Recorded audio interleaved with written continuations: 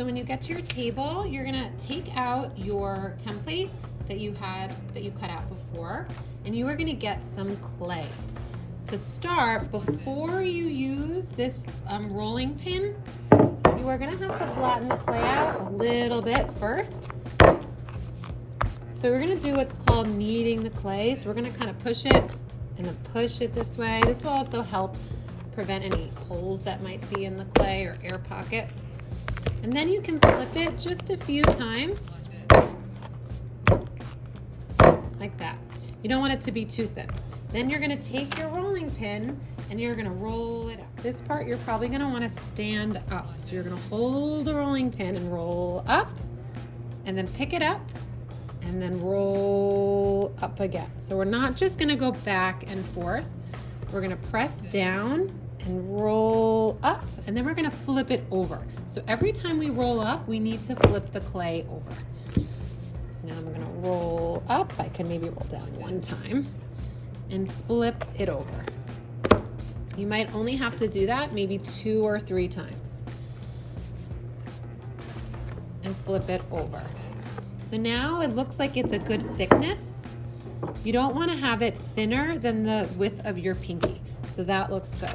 Now I'm going to put my template on top. Now we're going to be using a very sharp tool. So you want to make sure that we never touch the top. I won't hand these out until I see that you are ready, because we have to make sure that we're really safe and careful with these. I'm going to hold this down and I'm going to cut one piece off at a time. Then I'm going to turn, cut this part off, cut this part off.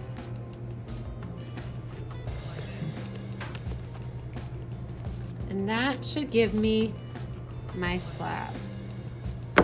Once you're done with that, then we're going to do one last step, which is going to be making the slot for the eye. So this is going to be where you get your eye back. Once you have your slab and it's cut nicely, you put your extra pieces of clay to the side. I will come around and collect those. Then you're going to use the sharp tool again, and you're going to want to decide where your eye should be. It could be in the middle, but it doesn't have to be in the middle. It shouldn't be too close to any of the edges though.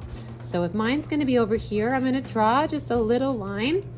It really shouldn't be more than a thumb distance away from the edge, because if it's less than that, it's going to be too close and you might cut a hole through it. Now, after you do that, you're also going to use this tool to now cut it open just a little bit. It's not, if you do it too big, then you kind of have to start all over again. So if you want to hold the eye up, you want that to be smaller than the whole part of the eye. So I'm going to press in and just cut it open a little bit.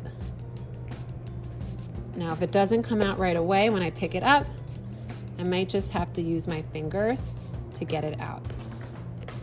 So you can see how I did that.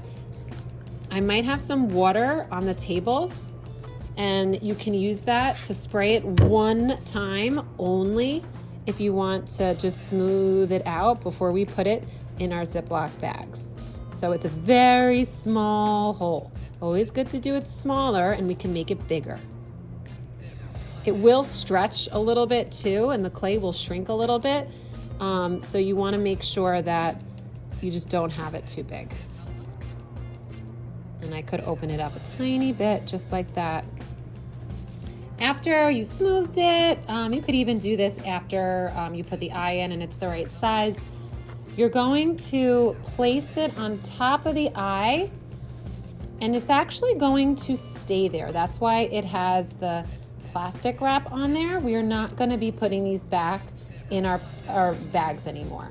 So it's okay if it gets a little bit dirty. It's going to be covered. Then you're going to make sure that when you turn it over, it's pressed in there. We will be taking it out before it goes into the kiln. Make sure you put your name and art code on it. And then we're going to take our dragon heads. We're going to place them in the bag. And if it's a little dry, we could give a little bit of one spritz to it. Make sure our name is on the bag, close it up. And that's all we're going to do today.